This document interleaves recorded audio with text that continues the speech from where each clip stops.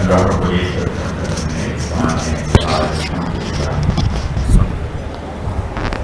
تراویح میں ہماری 6 پارے مکمل ہو گئے، لیکن خلاصہ اور تفسیر کے حوالے سے ہمارا 4تھا پارہ ابھی رہتا ہے۔ 4تھے پارے کے نصف میں الذین استجابوا للہ والرسول، اس میں جنگ احد کے کچھ پس منظر کو اور جنگ احد کے کچھ حالات کو اس میں ذکر کیا ہے۔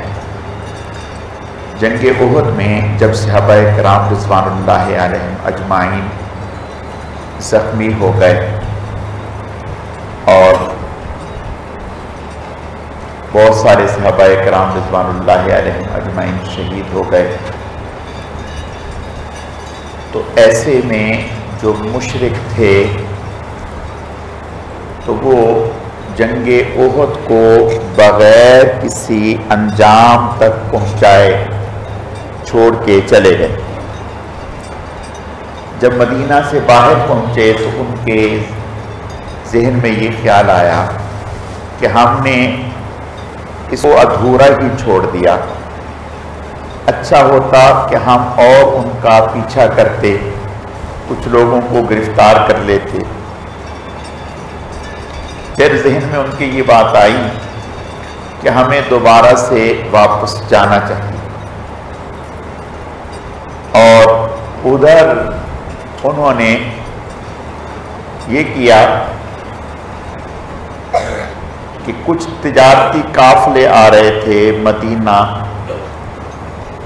ان کے ذریعہ سے مدینہ میں یہ خبر پھیلائی کہ مشرکین دوبارہ حملہ کرنا چاہتے ہیں۔ جب یہ خبر پہنچی تو آپ صلی اللہ علیہ وسلم نے فوراً صحابہ کرام رضوان اللہ علیہم اجمعین کو فرمایا کہ اسی حالت میں نکلیں اور دشمن کا مقابلہ کرنا ہے۔ باوجود اس کے کہ زخمی تھے، لیکن آپ نے ساتھ یہ فرمایا کہ جو اس جنگ میں شریک تھے صرف وہی جائیں گے، یعنی اب اور کوئی منافقین یا کوئی اور نہیں۔ تو اللہ پاک نے اس موقع پر یہ آیتیں اتار دیں، الذین استجابوا للہ والرسول من بعد ما اصابهم القرح للذین احسنوا منہم واتقوا اجر عظیم، کہ وہ لوگ جو باوجود اس کے کہ زخمی تھے اللہ اور اس کے رسول کی آواز پر انہوں نے لبیک کہا اور میدان میں نکلے۔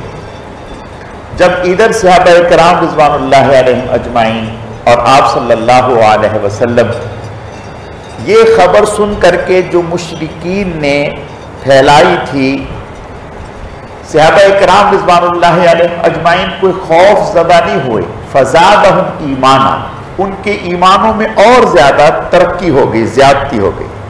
وقالوا حسبنا اللہ ونعم الوکیل، کہنے لگے ہمیں اللہ ہی کافی ہے۔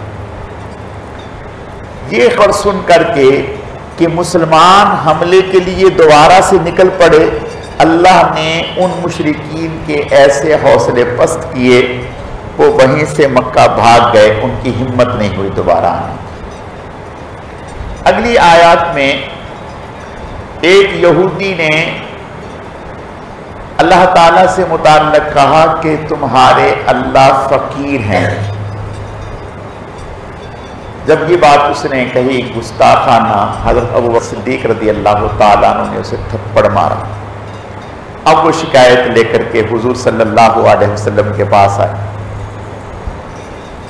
آپ صلی اللہ علیہ وسلم نے حضرت ابوبکر صدیق رضی اللہ تعالیٰ عنہ سے پوچھا تو اللہ نے آیتیں اتار دی، لقد سمع اللہ قول الذین قالوا ان اللہ فقیر ونحن اغنیاء، اللہ نے اس شخص کی بات کو سن لیا جس نے یہ کہا اللہ فقیر ہے اور ہم غنی ہیں۔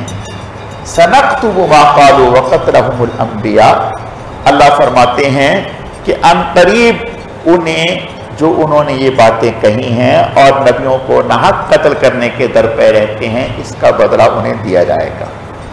تو گویا حضرت سیدنا ابوبکر صدیق رضی اللہ تعالیٰ عنہ نے جو گستاخ پر سزا دی، تو اللہ پاک نے تائید فرمائی کہ حضرت ابوبکر صدیق رضی اللہ تعالیٰ عنہ نے صحیح کیا ہے، غلط نہیں کیا۔ اگلی سورہ نساء ہے، اس سورت میں اللہ پاک نے احکامات ذکر کیے ہیں۔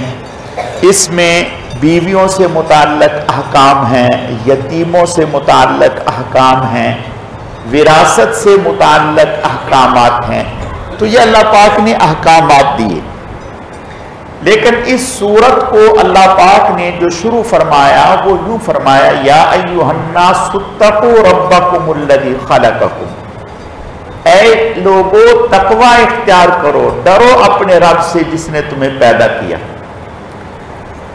علماء نے لکھا کہ اللہ پاک نے تقوی کا لفظ پہلے لا کر اشارہ کر دیا کہ آگے اس صورت میں جو آنے والے احکامات ہیں یہ ایسے ہیں کہ دنیا کا کوئی قانون ان کو پورے طور پر ان کی نگرانی یا ان کا نفاذ نہیں کرا سکتا۔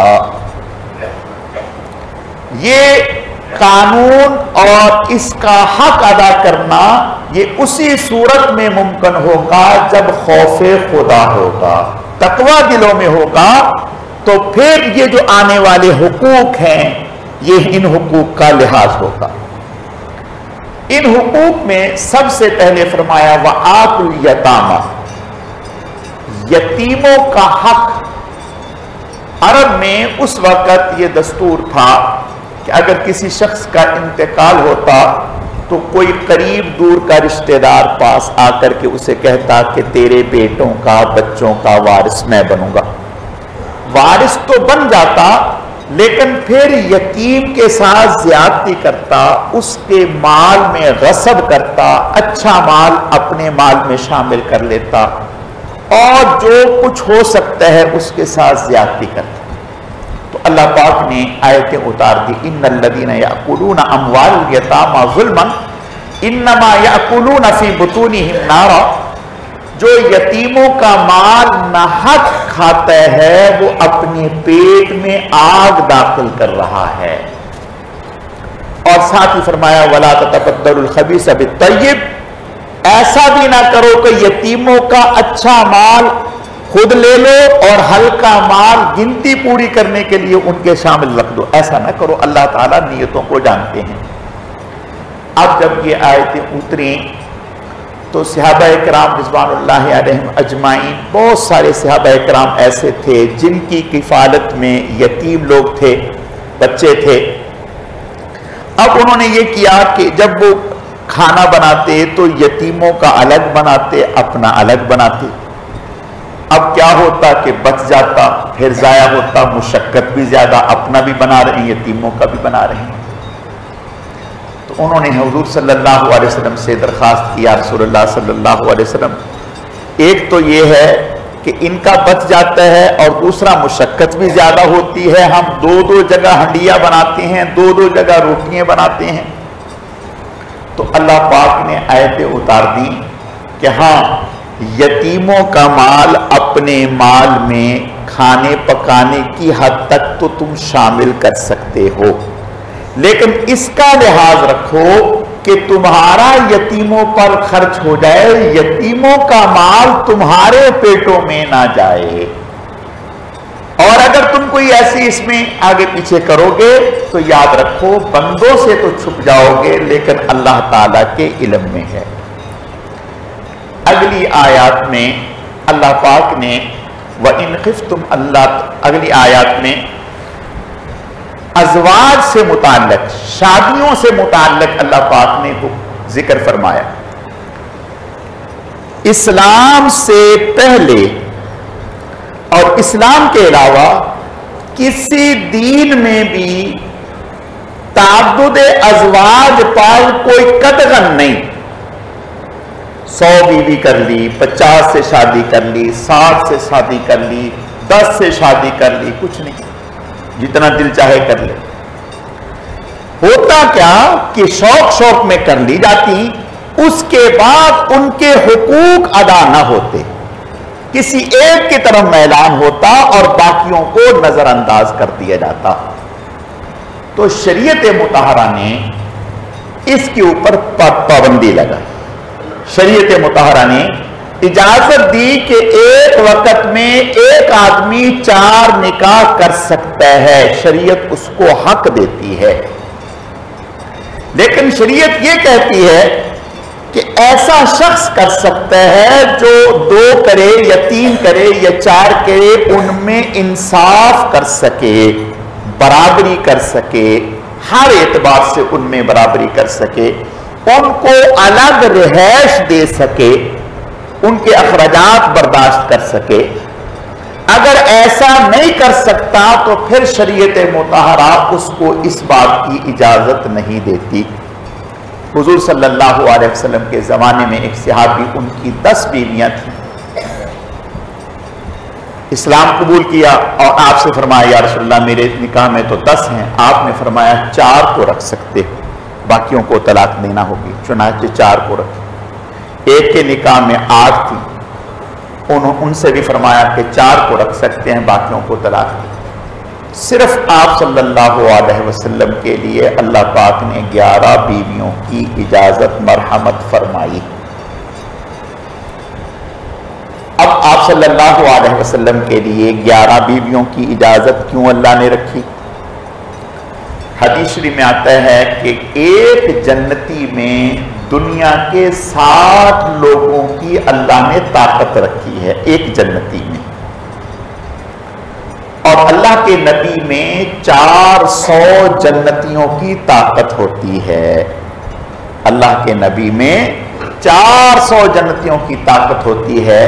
اگر اس کو دیکھا جائے تو آپ صلی اللہ علیہ وسلم تو 11 سے بھی زیادہ شادیاں کر سکتے تھے. اللہ تعالیٰ کی حکمتیں ہیں. اگر آپ صلی اللہ علیہ وسلم ایک ہی شادی ہوتی، دین کے 2 حصے ہیں. ایک وہ حصہ جو گھر سے باہر کی زندگی پر مشتمل ہے، مسجد ہے، مدرسہ ہے، دوست ہیں، جہاد ہے، باہر کے حالات ہیں. اور ایک زندگی کا وہ حصہ ہے جو گھر کی 4 دیواری پر مشتمل ہے. بیوی کے ساتھ کیسے رہنا ہے، سلوک کیسے کرنا ہے، برتاؤ کیسے کرنا ہے. اب اللہ کی نبی کی پوری زندگی دیکھو. میں اور آپ اپنی نجی زندگی نہیں بتا سکتے، ہم نہیں بتاتے، لیکن اللہ کا نبی چھپا نہیں سکتا. اللہ کے نبی کو بتانا ہے، بیان کرنا ہے. کیوں بیان کرنا ہے؟ امت کے لیے نمونہ چھوڑنا ہے.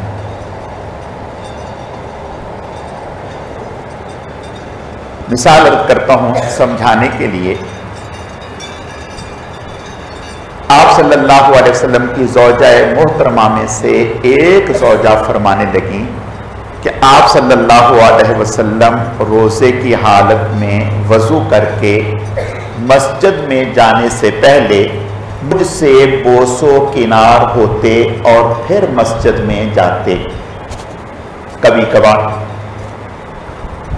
میں آپ سے پوچھتا ہوں، میں آپ یہ باتیں کرتے ہیں ایک دوسرے سے؟ نہیں کرتے.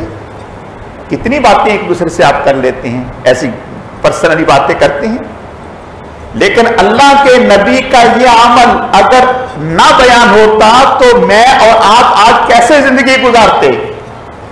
آیا روزے میں بیوی کے ساتھ بوسو کنار ہونا جائز ہے یا جائز نہیں؟ روزہ رہے گا یا روزہ نہیں رہے گا؟ کیسے پتہ چلتا؟ دین ادھورا رہتا. ایام کے دنوں میں روزے کی حالت میں شوہر بیوی کے ساتھ کس حد تک قربت کر سکتا ہے، یہ آپ کی ازواج نے بیان کیا.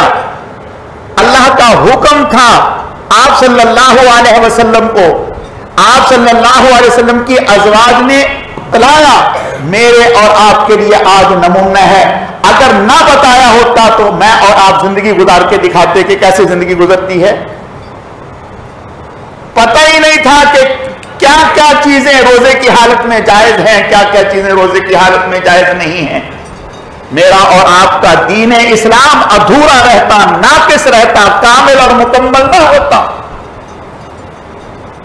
اگلی بات، ایک بیوی ہوتی، یہ یورپین لوگ دنیا کفر آسمان سر پہ اٹھا لیتے اور کہتے ایک عورت اس کی بات کو ہم کیسے مان لیں، اس نے غلط سمجھ لیا ہوگا، وہ پورے طور پہ یاد نہیں رکھ سکی ہوگی، اس کو بات پورے طور پہ سمجھ نہیں آئی ہوگی، اس ایک عورت کی بات کو ہم پورا قانون اور نظام کیسے بنا دیں؟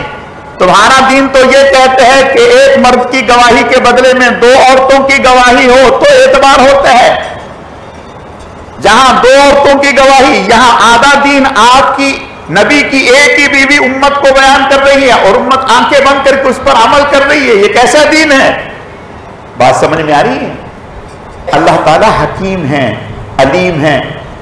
حضور علیہ السلام کی خانگی زندگی کو محفوظ رکھنے کے لیے اور امت تک پہنچانے کے لیے ایک نہیں 9 ازواج بیک وقت آپ صلی اللہ علیہ وسلم کی گھریلو زندگی کو بیان کر رہی ہیں۔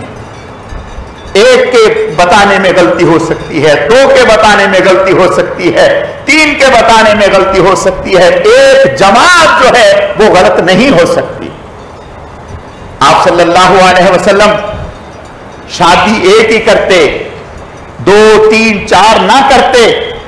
قرآن یہ کہتا کہ 3 کی 3 کر سکتے ہیں، 4 کر سکتے ہیں، تو آج کا انسان یہ کہتا کہ قرآن نے کہہ دیا لیکن ذرا کر کے دکھاتے پتہ چلتا کہ کیسے گزرتی ہے۔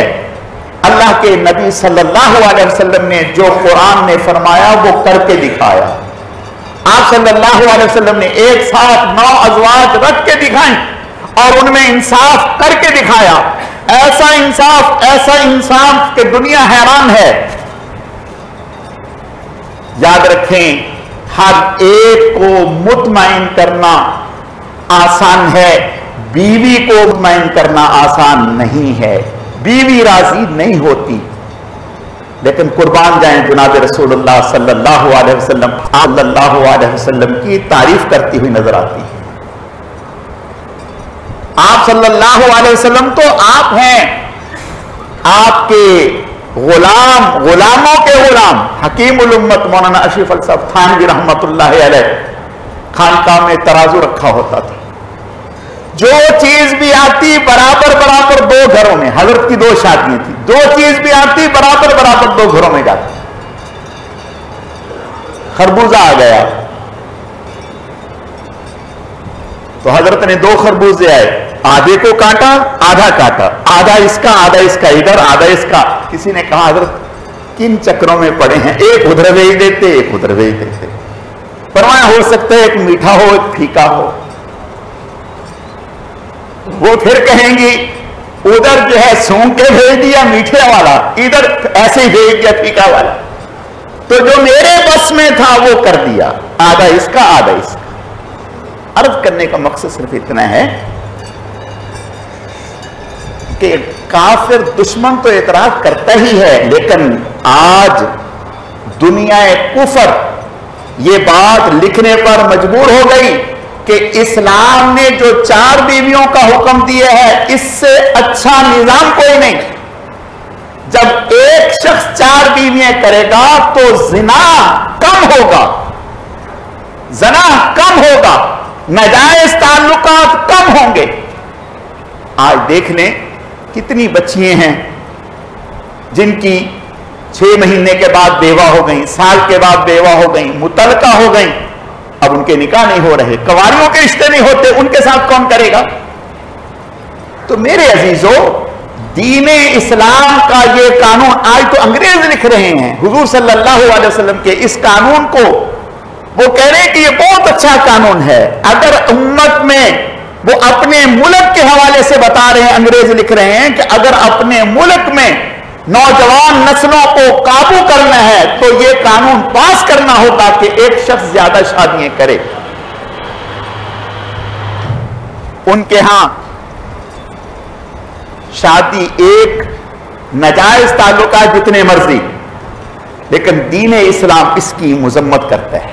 دین اسلام کہتا ہے ایک شادی، 4 شادیاں، لیکن دین اسلام شادی کو ایک شادی کے طریقے سے سادگی کے ساتھ لمبے چوڑے تکلفات اسلام اس کا قائل نہیں ہے. تو میرے عزیزوں میں عرض یہ کر رہا تھا اگلی آیات میں فرمایا وآتوا النساء صدقاتهن نحلا، عورتوں کو ان کا مہر دیا کرو. اور یہ بھی حکم دیا کہ عورتوں کا مہر ان کے ورثاء کو نہیں لڑکی کو دو. لڑکی کو اگر ورثاء کے حوالے کر بھی دیا تو وارثوں کے لیے یہ جائز نہیں ہے کہ مہر کو اپنی استعمال میں لے لیں. مہر خالصتاً لڑکی کا حق اس کو دیا جائے. ہمارے ہاں اس میں بھی بے اعتدالی ہے. بعض تو مہر اتنا باندھ دیتے ہیں اور تصور یہ ہوتا ہے کس نے دینا کس نے لینا، چلو باندھ دو. یہ غلط ہے. مہر ایک اعتدال کے ساتھ ہو، نہ بہت زیادہ ہو نہ بہت کم ہو، اعتدال کے ساتھ ہو. اور ذہن یہ ہو کہ میں نے مہر جتنا جلد سے جلد ہو سکے دینا ہے، یہ اس کا حق ہے. جیسے ہم دوسرے قرض دیتے ہیں یہ بھی ایک قرض ہے، اس کو دینا ہے اور خوش دلی کے ساتھ. اور لڑکی سے معاف کرانا یہ صحیح نہیں ہے کہ آپ معاف کر دیں.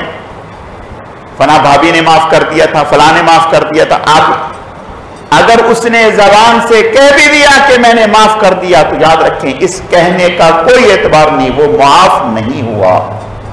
شرعاً آپ کے ذمہ واجب ہے.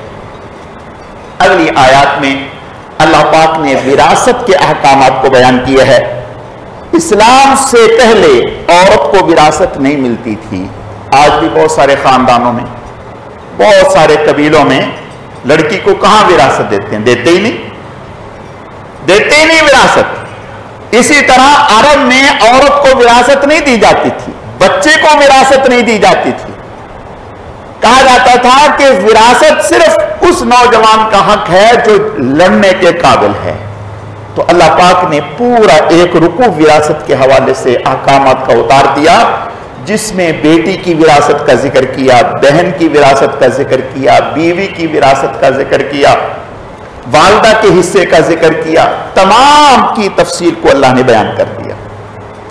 اگلی آیات میں اللہ پاک نے ان عورتوں کے احکامات ذکر کیے جن کے ساتھ نکاح نہیں ہو سکتا. وہ انسان کی نسبی بہن ہے، والدہ ہے، دادی ہے، نانی ہے.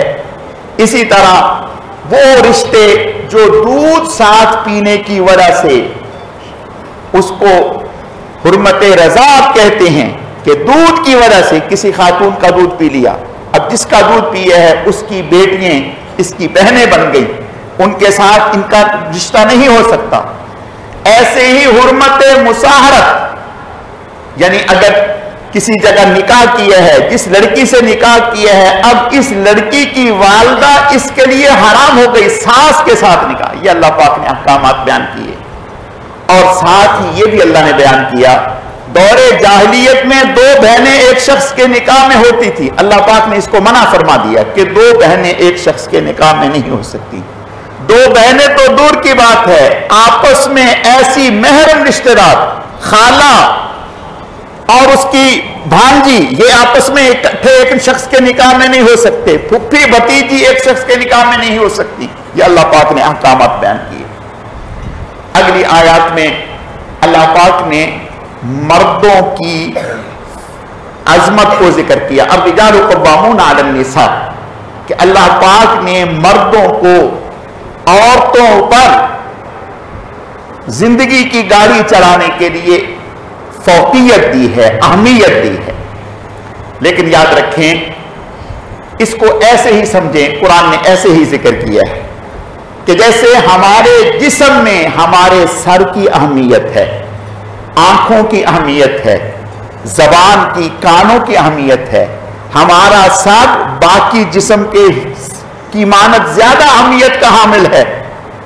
تو اس کا یہ مطلب نہیں کہ سر کی اہمیت زیادہ ہونے سے باقی جسم کی اہمیت گھٹ گئی، یا دل کی اہمیت معدے کی نسبت زیادہ ہے تو اب معدے کی اہمیت کم ہو گئی. نہیں، بالکل اسی طرح سے اللہ پاک نے عورتوں اور مردوں میں مردوں کی اہمیت رکھی ہے، لیکن یہ مطلب نہیں ہے کہ عورتوں کی کوئی اہمیت نہیں ہے یا عورتوں کا کوئی حق نہیں ہے. مردوں کی اہمیت رکھی ہے تو ساتھ یہ بھی رکھا ہے کہ مردوں کو اللہ پاک نے اگر اختیارات کے اعتبار سے، فضیلت کے اعتبار سے برتری دی ہے تو پھر اللہ پاک نے حوصلے کے اعتبار سے بھی اس کو کہا ہے کہ آپ میں حوصلہ بھی زیادہ ہونا چاہیے۔ وَعَاشِرُوهُنَّ بِالْمَعْرُوفِ، عورت کے ساتھ اچھے طریقے سے زندگی گزارنی چاہیے۔ اور ساتھ ہی فرمایا انسان ہے، پہلے زمانے میں یہ ہوا کرتا تھا کہ 100 طلاق دے دیں تو بھی طلاق نہیں ہوتی تھی، یعنی اگر نکاح کر لیا تو اب ختم ہو سکتا ہی نہیں جب تک کہ مرد نہ چاہے، بھلے 1000 طلاق دے دی پھر بھی، لیکن شریعت مطہرہ نے فرمایا اب ایسا نہیں ہے۔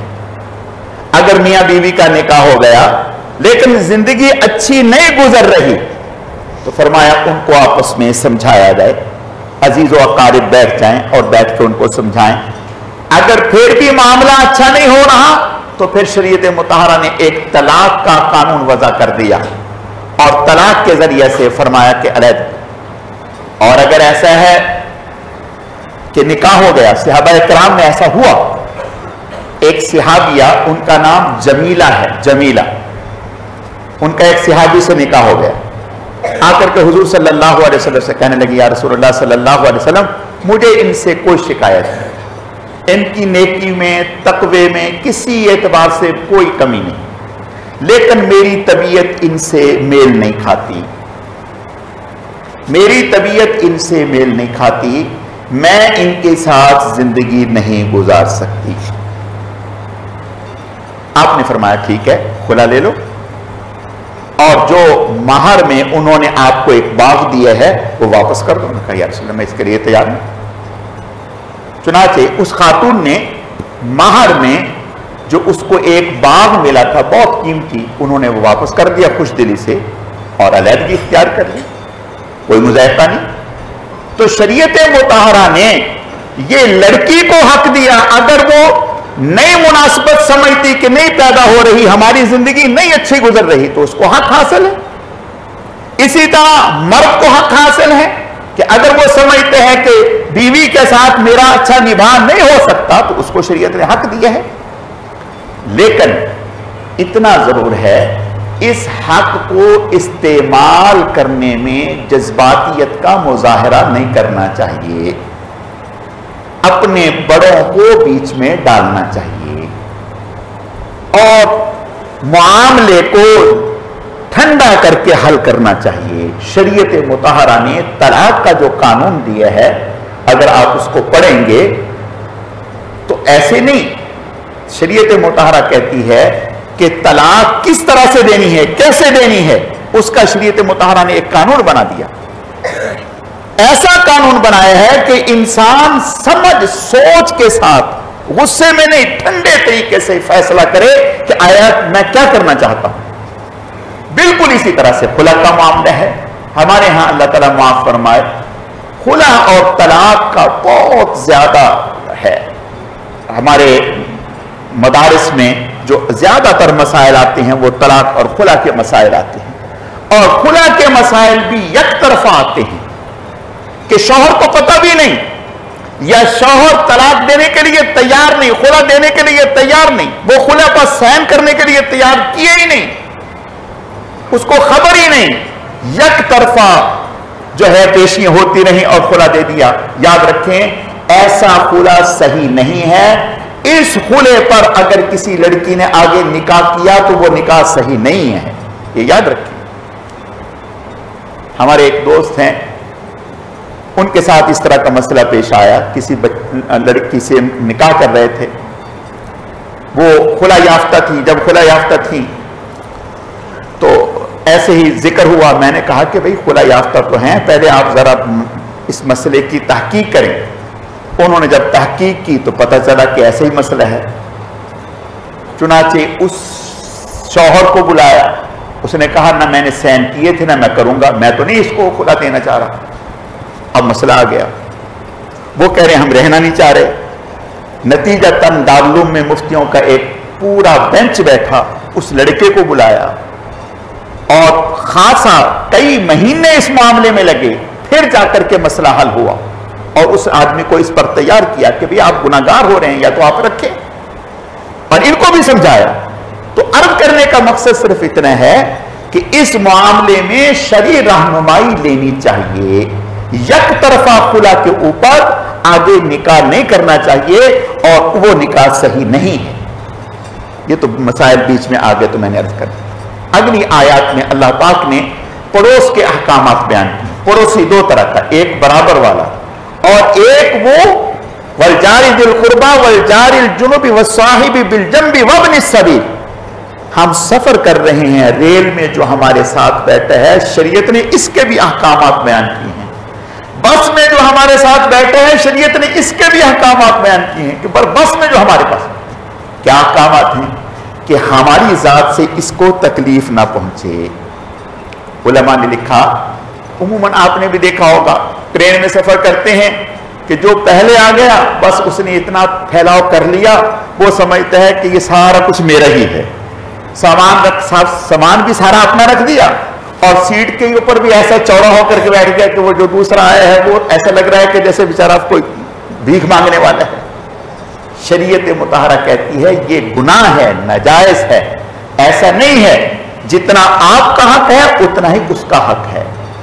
और इसी तरह अगर आप बस में बैठे हैं या ट्रेन में बैठे हैं, तो आप ऐसा कोई अमल इख्तियार ना करें जिससे उसको तकलीफ पहुंचे। मतलब सिगरेट पी रहे हैं, नहीं, इसकी इजाजत नहीं है। इसके ऊपर अक्सर मैं एक बात अर्ज करता हूं। हज़रत शेखुल अरब वल अजब सैयद हुसैन अहमद मदनी रहमतुल्लाह अलैह सफर कर रहे थे ट्रेन में, एक हिंदू बराबर में बैठा हुआ है, और ये जो सफर कर रहे हैं ये दारुल उलूम देवबंद के सदर मुफ्ती हैं और शेखुल हदीस हैं। 13 साल हुजूर सल्लल्लाहु अलैहि वसल्लम के रौज़े अत्हर पे इन्होंने हदीस पढ़ाई है। मुहद्दिस, फकीह, मुफस्सर, इतने अजीमुल मर्तबत, लेकिन सादा इतने रहते थे कि हमेशा पूरी जिंदगी खद्दर ही पहना, खद्दर पहना। हज़रत शेखुल हदीस मौलाना मोहम्मद ज़करिया रहमतुल्लाह अलैह फरमाते हैं कि अगर मेरा कभी कोई ऐसा कुर्ता पहना होता जो खद्दर पहना होता और जिससे यूं लगता कि ये अंग्रेजी लोगों का बना हुआ है, और वो देख लेते तो वो फाड़ देते थे। ऐसी सादगी, इतने अजीमुल मर्तबत, हिंदू बराबर में बैठा हुआ है, बातचीत से पता चल ही जाता है। थोड़ी देर के बाद हिंदू उठा, वॉशरूम गया, तो भिन्नाता हुआ वापस आ गया। वो वॉशरूम खराब था। तो और इस ट्रेन में ज्यादातर मुसलमान थे, तो उसका तबसरा जो है वो जाहिर है मुसलमानों के खिलाफ ही होगा। हजरत उसकी तरफ देखते रहे। थोड़ी देर के बाद गैर महसूस तरीके से उठे, सिगरेटों की डब्बियां इकट्ठी की और इकट्ठी करके अपने हाथों से बाथरूम को साफ किया। अच्छे तरीके से साफ करके उस गिलाजत को साफ करके पानी बहाकर वापस आए, और आकर के थोड़ी देर के बाद फरमाने लगे कि मैं तो अभी आया हूं, बाथरूम साफ है। वो कहा मौलाना साहब आप किसी और जगह चले गए होंगे, यहां तो बुरा ही हाल है। हजरत ने फरमाया मैं तो यहीं से आया हूं, आप तशरीफ ले जाइए। खैर वो चला गया। जब वो आया तो आकर के कहने लगा हजरत अगर तो इस्लाम ये है जो आपने पेश किया है तो अभी कलमा पढ़ा दें, मुसलमान होने के लिए तैयार हैं। और अगर इस्लाम वो है जो आम मुसलमान करते फिर रहे हैं तो फिर मैं ऐसे इस्लाम को सलाम करता हूं, फिर मुझे ऐसे इस्लाम की जरूरत नहीं है। मैं ये करना चाहता हूं कि हमारा दीन तो काफिर के साथ भी इस तरीके का सलूक पे हुजूर अलैहिस्सलातु व तस्लीम, आप अलैहिस्सलाम, आपके यहां एक यहूदी मेहमान हुआ और उसने बिस्तर खराब कर दिया और शर्म के मारे चला गया।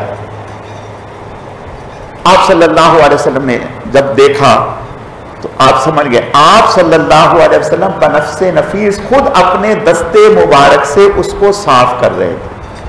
अल्लाह का करना उसके कुछ पैसे रह गए, जैसे आदमी तकिए के नीचे रख देता है, इस तरह से वो आया उसके लिए। जब आया और देखा तो आप देख करके कलमा पढ़ उठा कि मैंने ये किया और आपका अखलाक ये है, कलमा पढ़ लिया। मेरे अजीजों, मैं अर्ज ये करना चाहता हूं, ये भी हमारी तरबियत का हिस्सा है कि अगर मस्जिद के बाथरूम है या मस्जिद का वज़ू खाना है या मस्जिद की चीजें हैं या किसी हॉस्पिटल में हैं, कहीं भी हैं, या रोड हैं या हमारे गलियां हैं, यह हम सब का हक है इसको साफ रखना, इसको अच्छा रखना, इसको बेहतर रखना। देखें, अगर हम मस्जिद हो या गली हो या बाजार हो, अपनी गाड़ियां इस तरीके से खड़ी करते हैं कि जिससे गुजरने वालों को तकलीफ होती है, तो याद रखें ये वबाल है, कल कयामत के दिन बासपुरस होगी। या हमने अपना घर धोया और सारा पानी बाजार में चला गया, अब बाजार वाले गुजर रहे हैं, छींटे उड़ रहे हैं, लोग तकलीफ से दो चार हैं, याद रखें ये इसको वबाल है, ये वबाल है। ऐसा नहीं है, शरीयत मुतहरा हमें ये कहती है कि रास्ते का भी हक है। अगर मेरे अजीजों हम इन चीजों का ख्याल नहीं करेंगे तो कौन ख्याल करेगा? आज सुबह ही एक साहब कह रहे थे कि हमारी गली में लोग स्कूटर नमाज पढ़ने के लिए आते हैं, स्कूटर इस तरीके से खड़ी कर देते हैं, गाड़ी नहीं गुजरती। मैं कई दफा ये बात अर्ज करता हूं आप हजरात की खिदमत में और दोस्तों की खिदमत में भी, हर जगह ही, कि मस्जिद के सामने वाला जो रोड है, रोड इस तरह से साथी मोटरसाइकिल खड़ी करते हैं कि कोई गाड़ी गुजरना चाहे तो गुजर। कई दफा ऐसा हुआ कि एक गाड़ी वहां पीछे से आई, जब यहां पहुंची तो आगे गुजरने का रास्ता नहीं है। अब वो बेचारा पीछे बड़ी मुश्किल से रिवर्स करता हुआ जा रहा है, न जाने किस इमरजेंसी में। और हम क्या समझते हैं, हम तो बड़े खुश होते हैं कि हम दीन का काम करने जा रहे हैं। नहीं मेरे अजीज, ऐसा नहीं है। हमारा दीन हमें यह कहता है कि पहले हम इत्मीनान हासिल करें कि जहां हमने गाड़ी खड़ी की है, मोटरसाइकिल खड़ी की है, कार खड़ी की है, यहां इस खड़ी करने में किसी को कोई तकलीफ तो नहीं। ये इत्मीनान हासिल करने के बाद फिर नमाज के लिए आए। ऐसा नहीं है कि हम नेक काम करने के लिए जा रहे हैं और गुनाह करके जा रहे हैं। ये काम तो हुकूकुल्लाह से मुताल्लिक है और वो काम हुकूकुल इबाद से मुताल्लिक है। इसमें अगर कमी कोताही हो गई तो अल्लाह ताला माफ कर देंगे, उसमें अगर कमी कोताही होगी तो माफी नहीं है। तो मैं ये कर रहा था कि हमारा कुरान तो हमें यह सिखाता है कि मुसाफिर जो साथ बैठा हुआ है उसके भी आप पर हक हैं, रास्ते के भी आप पर हक हैं, हत्ता के सवारी के भी आप पर हक हैं, सवारी के भी आप पर हक हैं। एक साहब थे, अभी चंद दिन पहले की बात है, उनके साथ बैठकर जाना हुआ गाड़ी में। तो मैंने उनसे कहा, कि देखो यार, ये सवारी जो है ये अल्लाह की नेमत है या नहीं? कहने लगे जी बिल्कुल है। मैंने कहा जिस्म अल्लाह की नेमत है या नहीं? कहने लगे हैं। मैंने कहा आंखें अल्लाह की नेमत हैं या नहीं? हैं। पाँव अल्लाह की नेमत है या नहीं? हैं। मैंने कहा आप पाँव का ख्याल रखते हैं, अपने जूता पहनते हैं, आंखों का ख्याल रखते हैं, अगर कोई दुख नहीं आ जाए या कोई चीज चली जाए तो फौरन साफ करते हैं, चेहरे का ख्याल रखते हैं कि दिन में 2-3 दफा जरूर धोते हैं, शैम्पू से धोते हैं और अच्छे तरीके से धोते हैं, कपड़ों का ख्याल रखते हैं। इस गाड़ी ने आपका क्या बिगाड़ दिया? ये तो ऐसे लग रहा है जैसे आप इसको कबाड़ से लेकर के आए हैं, साल हो गया या 2 साल हो गए, इसका कभी मुंह ही नहीं धोया। मैंने कहा शीशे से नजर नहीं आ रहा, मुझे तो डर लग रहा है मैं आपके साथ बैठ के जाऊं, आप कहीं ठोक देंगे, ना मैं बचूं ना आप बचेंगे। अब वो चुप। मैंने कहा अल्लाह के बंदे, जैसे ये अल्लाह की नेमत आपका ख्याल रख रही है, आपका भी हक है कि आप इसका ख्याल रखें। ये आपको सहूलत दे रही है, आप इसको सहूलत दें, आप इसको साफ सुथरा रखें, इसकी चीजों को साफ सुथरा रखें।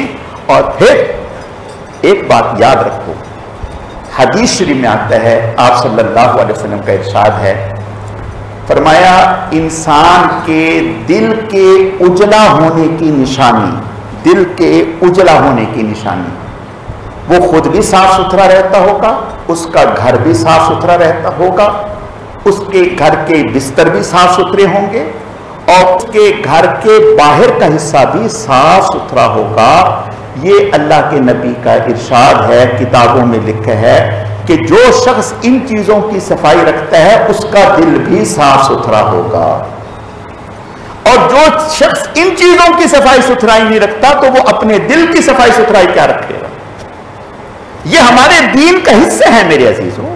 حدیث شریف میں آتا ہے، علماء نے لکھا ہے کہ انسان کا لباس اگر اس میں پسینے کی اسمیل آ جائے تو ایسے لباس کے ساتھ نماز پڑھنا مکروہ ہے. ایسے لباس کے ساتھ نماز پڑھنا مکروہ ہے. بہت معذرت کے ساتھ بات آئی ہے تو میں عرض کر دیتا ہوں. اور قرآن کیا کہتا ہے؟ خُذُوا زِینَتَکُمْ عِنْدَ کُلِّ مسجد. مسجد کے پاس جب آؤ تو خوب مزین صاف ستھرے ہو کر کے آؤ، خوشبو لگا کر کے آؤ، اچھا لباس پہن کر کے آؤ. آپ جیسے کسی شادی پروگرام آ رہے ہیں. بعض ہمارے دوست جب صبح فجر کی نماز کے لیے آتے ہیں مسجد میں تو وہ ایسا لباس پہن کے آتے ہیں جس لباس سے وہ واک کرنی ہوتی ہے. میں پوچھنا چاہتا ہوں، کیا یہ واک والا لباس پہن کے وہ بادشاہ کے دربار میں جائیں گے؟ یہ واک والا لباس پہن کر کے کسی شادی یا پروگرام میں جائیں گے؟ اور بعض لوگ سستی اور کاہلی کی وجہ سے گندے سندے کپڑے، تیل لگا ہوا ہے، نہ جانے کیا کیا کچھ لگا ہوا ہے، اور مسجد میں آ رہے ہیں. دوسرا شخص گھن محسوس کر رہا ہے اس کے برابر میں کھڑے ہوں. اللہ گواہ ہے، بعض دفعہ بعض لوگ ایسا کپڑے پہن کے آتے ہیں ان سے اتنی اسمیل آ رہی ہوتی ہے، میں قسم کھا کر کے کہتا ہوں برابر میں سنتیں پڑھنا مشکل ہو جاتا ہے. سنتیں پڑھنا مشکل ہو جاتا ہے. میرے عزیزوں، یہ صحیح نہیں ہے. اللہ کے نبی نے اس سے منع فرمایا ہے. اپنے لباس کو صاف ستھرا رکھو، گھر کو صاف ستھرا رکھو، گلی کو صاف ستھرا رکھو، بستر کو صاف ستھرا رکھو. یہ ہمارا حق ہے، ہمارا دین اسلام ہمیں سکھاتا ہے. اب میں ایک بات آئی ہے تو عرض کر دوں. دیکھیں، دین کی بات بتانے میں کوئی شرم نہیں ہے. بعض لوگ ہیں، ہمارا دین جیسے سر کے بالوں کو صاف کرنے کا حکم دیتا ہے، لبوں کو بہتر کرنے کا حکم دیتا ہے، ایسے ہی ناک جو بال ہیں ان کی بھی خبرگیری کرنے کا حکم دیتا ہے. بڑی معذرت کے ساتھ بعض لوگ، اب آپ دیکھیں گے کبھی ان کے سامنے بیٹھے ہوں تو ان کے ناک کے اوپر اگر آپ کی نظر جائے گی تو ایسے لگے گا جیسے جنگل ہے. بال باہر نظر آ رہے ہیں، باہر بڑے ہوئے ہیں. کیا ہے؟ آپ صلی اللہ علیہ وسلم کے سامنے ایک شخص آئے، صحابی تھے، بکھرے ہوئے بال، داڑھی بکھری ہوئی. آپ نے فرمایا یہ کیا واہیات بنے ہوئے ہو؟ کیا تمہیں صابن اور تیل کنگا میسر نہیں؟ انہوں نے کہا جی ہے. فرمایا پھر میں ایسے نہ دیکھوں تمہیں. اگلے دن آئے تھے بہت صاف ستھرے. آپ نے فرمایا وہ ڈرونی شکل اچھی تھی یا یہ اچھا ہے؟ میرے عزیزوں، یہ باتیں میں، اللہ آپ کو جزائے خیر عطا فرمائے، آپ سن لیتے ہیں اور میں سنا دیتا ہوں. یہ باتیں کچھ میں اس لیے بھی کہہ رہا ہوں کہ اعتکاف میں بیٹھتے ہیں نا، اعتکاف میں پہلے تو اعتکاف میں ہوتے تھے پردے ہوتے تھے نا. اب پردے ہوتے تھے، پردے میں بند ہیں. اب کیا ہے، اعتکاف میں آ کے بیٹھ گئے، اب لیٹے، جب لیٹے تو یوں ہاتھ کر کے لیٹے ہوئے ہیں. جب یوں ہاتھ کر کے لیٹے ہوئے ہیں تو پتہ چل رہا ہے کہ بغل کے اندر کے جو بال ہیں ان کی کتنا عرصہ ہو گیا خبرگیری کی ہوئی.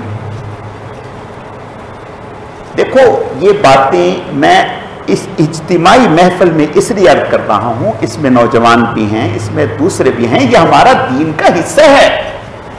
اللہ کے نبی نے اس کا حکم دیا ہے، اس کی تعلیم دی ہے کہ اس کو کیسے کرنا ہے، کیسے صاف رکھنا ہے. اس وقت انسان کی شخصیت کتنی عجیب مکروہ لگ رہی ہوگی کہ جب دیکھنے میں اتنا ٹیپ ٹاپ ہے اور اندر کہا یہ ہے.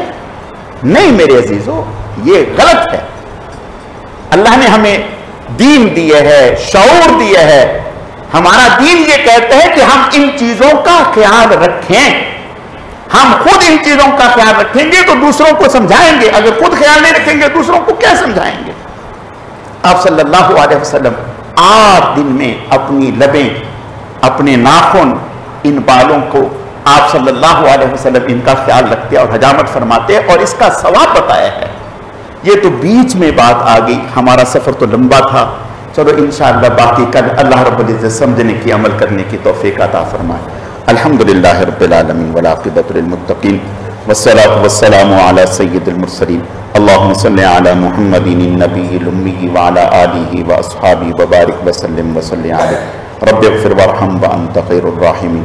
اے اللہ جو کچھ کہا سنا گیا اپنی بارگاہ میں قبول فرما دیجیے، کمی کوتاہیوں کو معاف فرما دیجیے. اے اللہ ہمارے اعمال میں اخلاص پیدا فرما دیجیے، اپنی رضا نصیب فرما دیجیے. اے اللہ بہکنے سے بھٹکنے سے گمراہ ہونے سے ہماری حفاظت فرما دیجیے. یا اللہ پاک ہم سب کو اپنے نیک اور محبوب بندوں میں شامل فرما دیجیے. اللہم صلی علی محمد کما تحب و ترضى له. سبحان ربک رب العزت عما یصفون وسلام علی المرسلین والحمد للہ رب العالمین برحمتک یا ارحم الراحمین. آمین.